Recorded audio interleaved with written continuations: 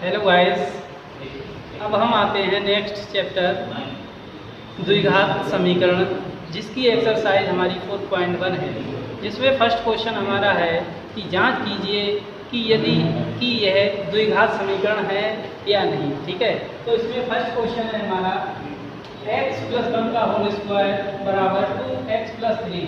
तो इसमें ये देखना है कि ये द्विघात समीकरण है या नहीं। ठीक है, तो देखिए इसमें आंसर इसका x + 1 का होल स्क्वायर बराबर 2x + 3। ठीक है, ये जो समीकरण हमें दिया है, पहले तो हम क्या करेंगे, इस समीकरण को हल कर लेंगे। ठीक है, समीकरण को पहले हल कर लेंगे। समीकरण को हल करने पर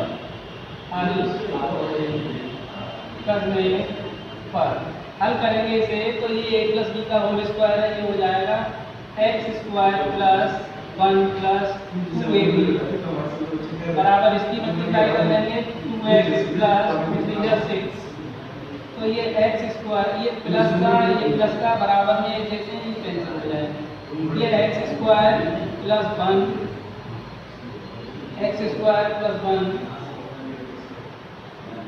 बराबर हमारा बचेगा 6। ठीक है, तो x² + 1, 6 को इधर ले आएंगे, माइनस का 6 हो जाएगा बराबर 0 हो जाएगा। ठीक है, अब इसमें ये देखना है x² - 5 बराबर हो जाएगा हमारा 0। ठीक है, तो x² - 5 बराबर 0 हो गया। अब हमारी द्विघात समीकरण होती है, द्विघात समीकरण होती है ax² + bx + c। ठीक है, बराबर 0। ठीक है, ax² + bx + c बराबर 0 इसके रूप का है या नहीं, ये देखना है। ठीक है, तो हमारा क्या करना है, हमें इसको ऐसे लिख लेंगे, इसको x² - 0 × x प्लस c कितना है, -5 बराबर 0। ये इसके रूप का है, द्विघात समीकरण इसके रूप का है, तो ये हमारा कैसा है, द्विघात समीकरण के रूप का है। अतः x² - 5 बराबर 0 द्विघात समीकरण है। क्वेश्चन नंबर सेकंड है हमारा। सेकंड क्वेश्चन है x² - 2x बराबर -2 3 - x। ठीक है, तो इसे भी सॉल्व कर लेंगे। हल करने पर x² - 2x बराबर -2 3 6 + 2x। x² - 2x, इसको इधर ले आएंगे, -2x हो जाएगा, +6 बराबर 0। x² माइनस के जुड़ जाते हैं, जब माइनस का आता है तो -4x हो जाएंगे, +6 बराबर 0। अब इसमें ये देखना है कि ये जो द्विघात समीकरण हमारा होता है, द्विघात समीकरण ax² + bx + c बराबर 0 इसके रूप का है या नहीं। देखो x² - 4x + 6 बराबर के रूप का है। ठीक है, रूप का है, जब है तो ये द्विघात समीकरण है। अतः x² - 4x + 6 बराबर 0 एक द्विघात समीकरण है, द्विघात समीकरण है। ठीक है,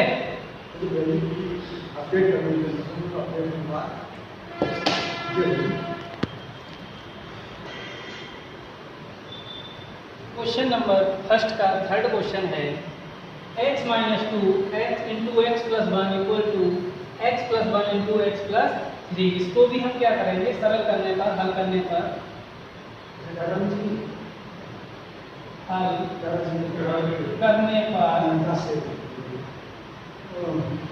तो ये हो जाएगा x की मल्टीप्लाई करेंगे x में, पहले x की इस दोनों में कर लेंगे, फिर इस -2 की इसमें कर लेंगे।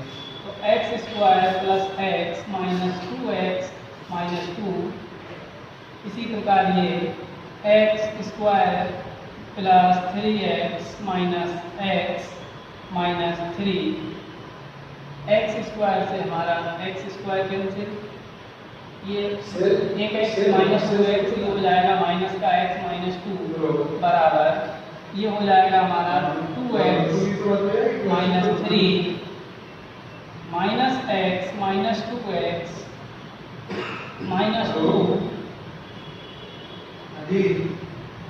प्लस 3 बराबर 0। ये हमारा माइनस का 3x और प्लस 1 इक्वल टू 0। इसको हम ऐसे लिख सकते हैं 3x माइनस 1 बराबर 0। ये हमारी मान आया हमारा 3x माइनस 1 बराबर 0। अब ये देखना है कि ये जो है हमारा द्विघात समीकरण हमारा होता है ax square plus bx plus c बराबर 0, इसके रूप का है या नहीं। ठीक है, तो ये देखो ये 3x माइनस 1 बराबर 0 ये इसके रूप का नहीं है। ये क्या है? क्वाड्रेटिक इक्वेशन है, द्विघात समीकरण है। ये द्विघात समीकरण नहीं है, इसकी घात कितनी है? 1। अतः 3x माइनस 1 बराबर 0 द्विघात समीकरण नहीं है, द्विघात समीकरण नहीं है, नहीं है। अब क्वेश्चन नंबर 4 है हमारा, इसमें क्या करेंगे?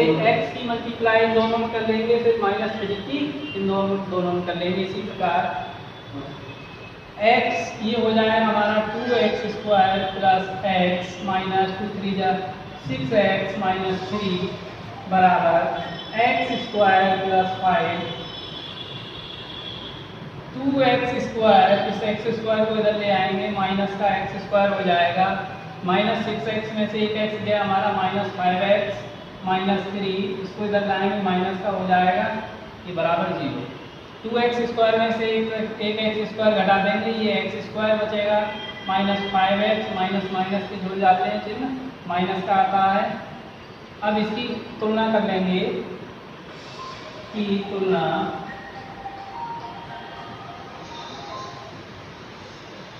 ax square plus bx plus c बराबर 0 से करने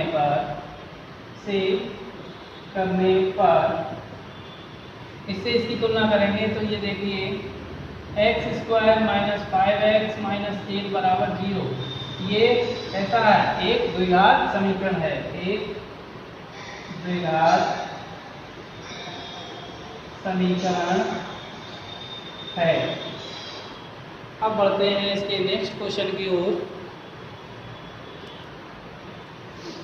अब आते हैं क्वेश्चन नंबर फर्स्ट के पार्ट 5 की ओर।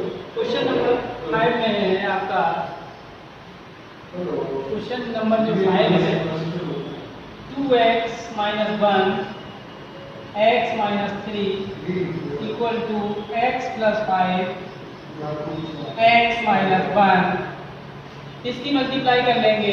इन दोनों को सॉल्व करने पर, हल करने पर 2x स्क्वायर माइनस 2 3 जा 6x माइनस x प्लस 3 बराबर x square minus x plus 5x minus 5, 2x square minus x square को इधर ले आएंगे, माइनस का ये 6 और 1 7x हो जाएगा, और इसको इधर ले आएंगे, 5 में से बन गया 4x बचा, प्लस का इधर आएगा माइनस का 4x हो गया, और प्लस 3 माइनस का 5 इधर आएगा, प्लस का 5 हो जाएगा बराबर 0। 2x स्क्वायर में से x स्क्वायर गया, x स्क्वायर माइनस 7 और 4 11x प्लस 5 और 3 8 बराबर 0। ये हमारा द्विघात समीकरण है।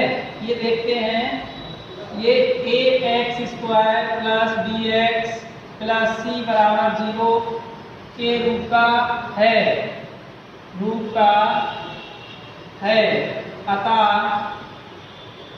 अतः x square minus 11x plus 1 बराबर 0 एक द्विघात समीकरण है, एक द्विघात समीकरण है।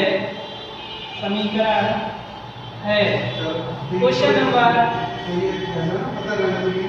6 है हमारा, x square plus 3x plus 1 बराबर, ये माइनस बी का होल स्क्वायर बोल लेंगे इसे, X square plus 2 to the 4 minus 4x। X square से हमारा x square cancel, 3x minus का 4 इधर लाएंगे, प्लस का 4x हो जाएगा, प्लस 1 माइनस 4 बराबर 0। ये 4 और 3 7x माइनस 3 बराबर 0। इसमें इसकी तुलना करनी है, ax square plus bx plus c बराबर 0 से तुलना करने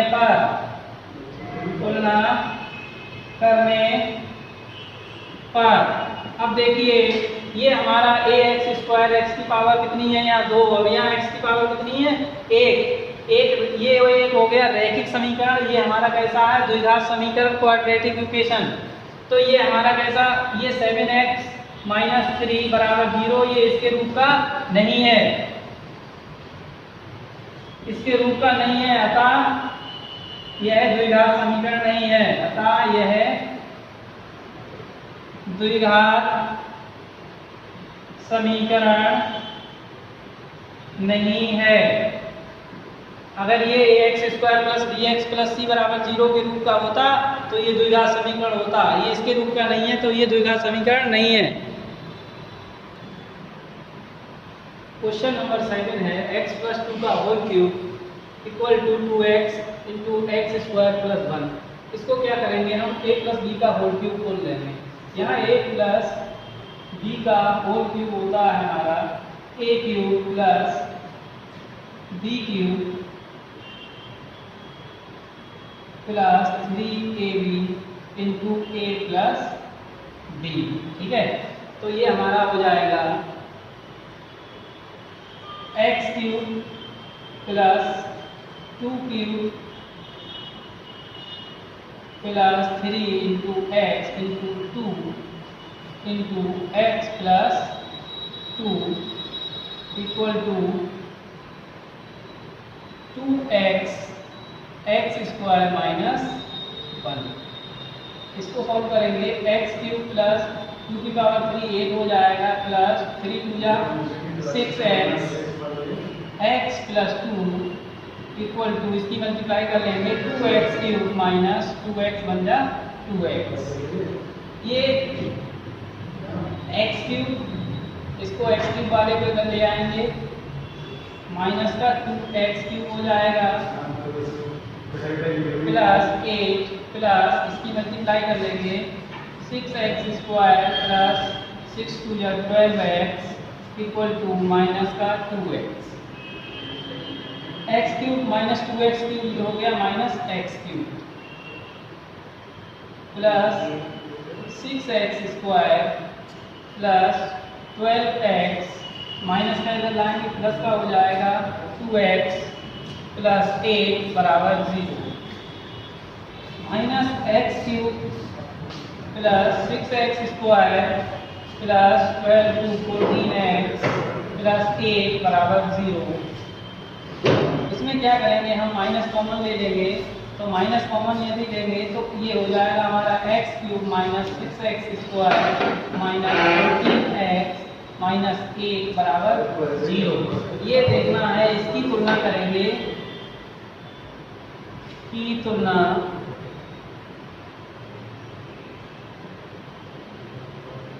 क्वाड्रेटिक इक्वेशन होती है हमारी ax square plus bx plus c बराबर 0 से करने पर इससे अगर तुलना करेंगे तो ये हमारा क्वाड्रेटिक द्विघात समीकरण है। इसकी घात कितनी है, इधर 3 है, तो ये इसके जैसा नहीं है। तो इसके जैसा नहीं है तो ये x cube minus 6x square minus 14x minus 8 बराबर 0 एक द्विघात समीकरण नहीं है, एक द्विघात समीकरण नहीं है। इसी के जैसा सेम पार्ट ये है हमारा, ये स्वयं करना है, स्वयं करें।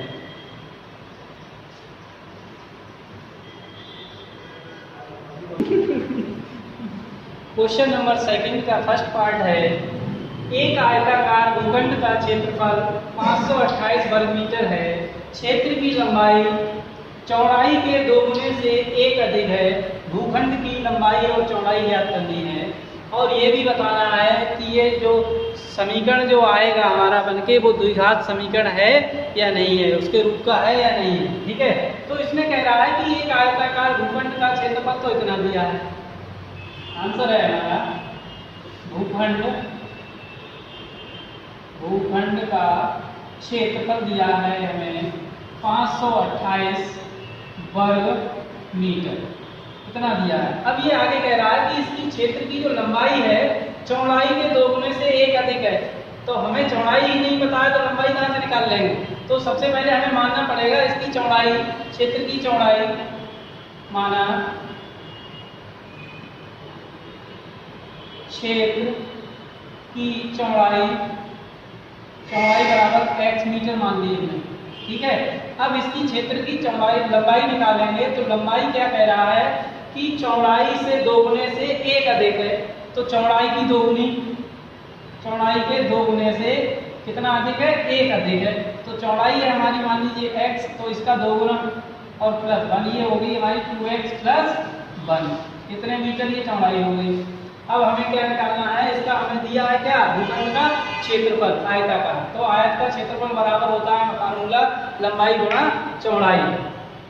तो आयत का क्षेत्रफल, आयताकार भूखंड का क्षेत्रफल बराबर लंबाई गुणा चौड़ाई। ठीक है, अब क्षेत्रफल हमें पता है 528 वर्ग मीटर दिया है, लंबाई दी है हमें 2x प्लस 1 और इंटू x चौड़ाई, इसकी मल्टीप्लाई करेंगे, इसे सॉल्व कर लेंगे। 528 बराबर ये हो जाएगा 2x स्क्वायर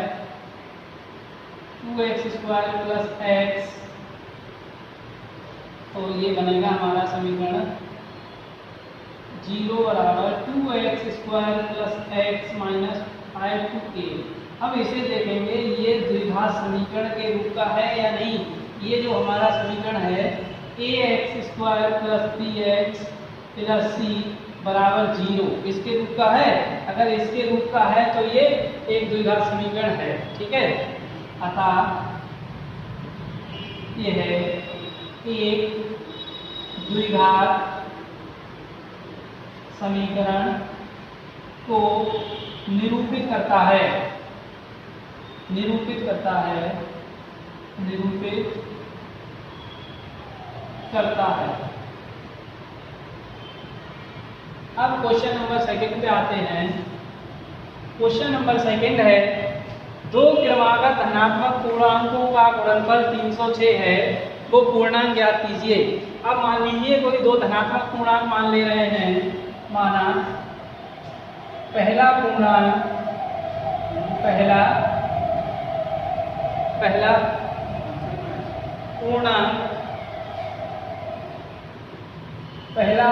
कितना हमने मान लिया x, तथा दूसरा पूर्णांक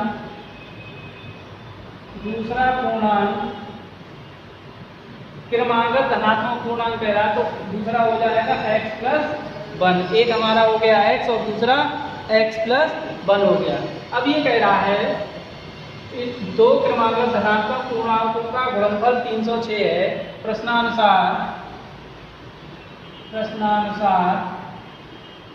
के अनुसार दो क्रमागत धनात्मक पूर्णांकों का गुणनफल, पूर्णांक हमने माना एक x और एक दूसरा x प्लस 1, तो इसका गुणनफल जो है x इंटू x प्लस 1 वो कितना है 306। इसकी मल्टीप्लाई कर लेंगे, x स्क्वायर प्लस x बराबर 306, x square plus x minus 306 बराबर 0। अब ये देखना है ये एक द्विघात समीकरण को निरूपित कर रहा है या नहीं।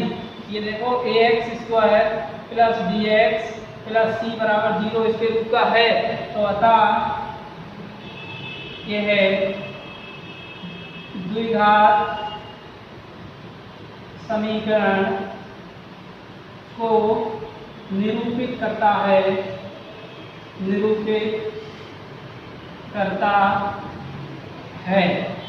अतः यह द्विघात समीकरण को निरूपित करता है। अब आते हैं क्वेश्चन नंबर 2 की ओर। क्वेश्चन नंबर 2 का थर्ड पार्ट है हमारा, रोहन की माँ उससे 26 वर्ष बड़ी है, उनकी आयु का गुणनफल अब से 3 वर्ष पश्चात 360 हो जाएगी। हमें रोहन की वर्तमान आयु ज्ञात करनी है। ठीक है, इसको क्या करना है, द्विघात समीकरण में सिर्फ निरूपित करना है, आयु निकाल के नहीं लानी है। ठीक है, तो हम रोहन की माँ उससे 26 वर्ष बड़ी है, यानी रोहन की माँ किससे, रोहन की माँ उससे 26 वर्ष बड़ी है, यानी रोहन की एज हमें x वर्ष माननी पड़ेगी। ठीक है, और उसकी माँ की कितनी 26 वर्ष बड़ी है, तो x प्लस 26 हो जाएगा। ठीक है, माना रोहन की आयु बराबर x। अब क्या है, इसकी रोहन की माँ की आयु निकालेंगे, रोहन की माँ की आयु बराबर x प्लस 26 वर्ष। x प्लस 26 क्योंकि रोहन से कितनी बड़ी है, 26, तो x प्लस 26 वर्ष हो जाएगी। अब ये कह रहा है कि उनकी आयु का गुणनफल अब से 3 वर्ष पश्चात 360 हो जाएगा। अब 3 वर्ष बाद रोहन की आयु कितनी हो जाएगी, 3x, और इसकी माँ की आयु निकालेंगे तो x प्लस 26 प्लस 3 हो जाएगी। 3 वर्ष बाद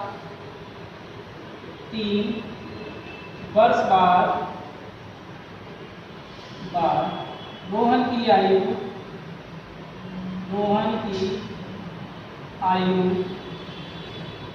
हो जाएगी x प्लस 3 वर्ष, और रोहन की माँ की आयु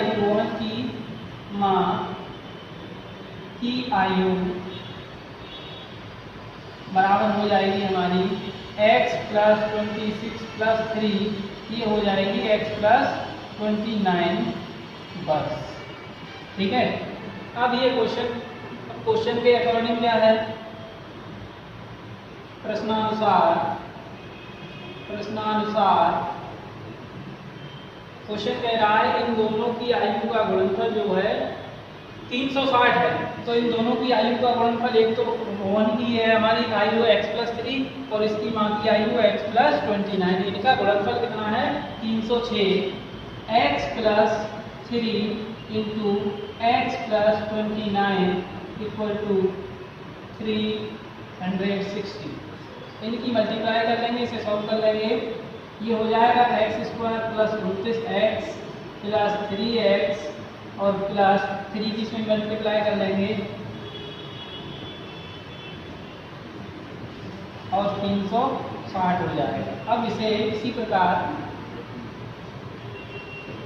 x स्क्वायर प्लस 29 और 3 हो जाएंगे हमारे 32x प्लस 87 माइनस 360 बराबर 0। x स्क्वायर प्लस 32x, इसमें से इसे घटा लेंगे, जब घटाएंगे तो ये माइनस के ज़्यादा है, माइनस का चिन्ह आएगा। अब 10 में से 7 घटाएंगे, हमारे बचेंगे 3, यहाँ 5 में से 8 जाएंगे नहीं, यहाँ से 1 ढाई दे देंगे, 15 में से 8 गए, 7 बचे, यहाँ 273 बराबर 0। अब ये देखेंगे कि ये द्विघात समीकरण के रूप का है, अतः ax square plus bx plus c बराबर 0, अतः यह समीकरण क्या है, ax square plus bx plus c बराबर 0 के रूप का है। जब इसके रूप का है तो ये द्विघात समीकरण को निरूपित करेगा। यह एक द्विघात समीकरण को निरूपित करेगा। अब देखेंगे सेकंड क्वेश्चन। क्वेश्चन नंबर 4 है, एक रेलगाड़ी 480 किलोमीटर की दूरी समान चाल से तय करती है। यदि इसकी चाल 8 किलोमीटर प्रति घंटा से कम होती तो वह उसी दूरी को तय करने में 3 घंटे अधिक लेती है। हमें रेलगाड़ी की चाल ज्ञात करनी है। रेलगाड़ी की चाल ज्ञात करनी है, ठीक है। अब हमें रेलगाड़ी की चाल ज्ञात करनी है। चाल को ही मान ले रहे हैं हम x किलोमीटर प्रति घंटा। आंसर नंबर 4 है हमारा। माना रेलगाड़ी की चाल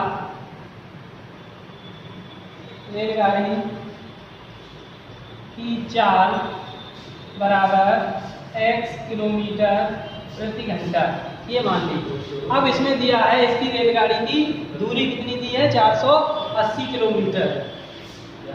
रेलगाड़ी की दूरी बराबर दी है हमें 480 किलोमीटर। अब हमें पता है कि फार्मूला होता है चाल बराबर दूरी बटे समय, लेकिन हमें समय निकालना है। चाल बराबर दूरी और बटे समय, ठीक है। अब हमें समय ज्ञात करना है इसमें, तो समय है, इसलिए समय बराबर हो जाएगा दूरी बटे चाल। दूरी बटे चाल, दूरी हमें दी है 480 किलोमीटर और चाल दी है हमें कितनी, हमने मान ली थी x किलोमीटर प्रति घंटा।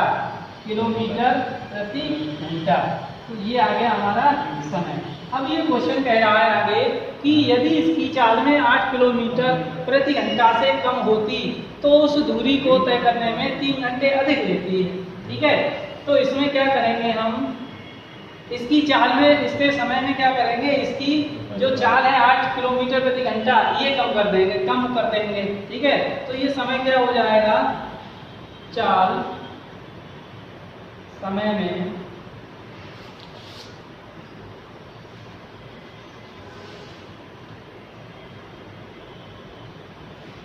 यदि समय में इसकी चाल 8 किलोमीटर प्रति घंटा कम होती तो क्या करते हैं हम, इसके समय में क्या करेंगे, 8 किलोमीटर प्रति घंटा इसको माइनस कर देंगे, ये हमारा हो जाएगा, तभी समय बराबर हो जाएगा, दिया है 480 बटे x, इसमें तो कम करेंगे x माइनस 8, ये हो जाएगा, ठीक है। अब क्वेश्चन के अकॉर्डिंग प्रश्नानुसार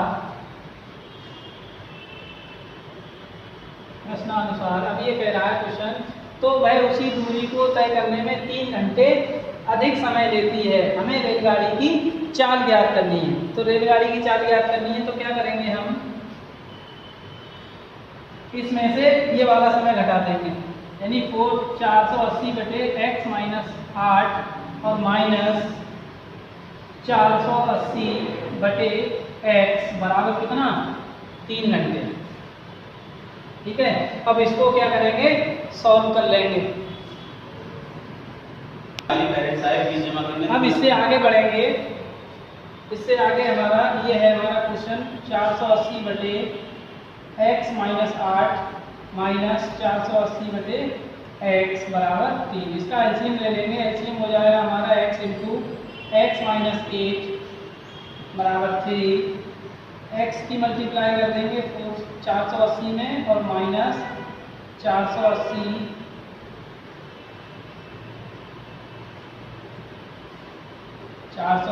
इंटू x माइनस 8 बराबर 3। अब इसमें देखो 480 कर लेंगे कॉमन, ये हमारा x माइनस x प्लस 8 हो जाएगा और upon x into x minus 8 बराबर 3।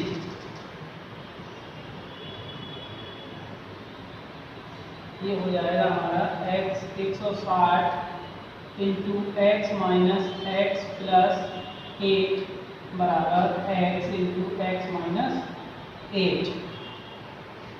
इसकी मल्टीप्लाई कर लेंगे 160x